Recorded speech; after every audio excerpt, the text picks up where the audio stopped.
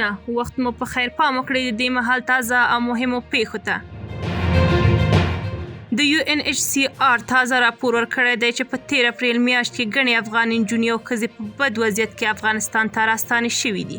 د کډوالو لپاره د ملګرو ملتونو لویه کمیشنري UNHCR وایي چې په 13 اپریل میاشت کې 250,000 افغان کډوال په ډیر بد حالت کې خپل هیواد ته ستانه شوي دي.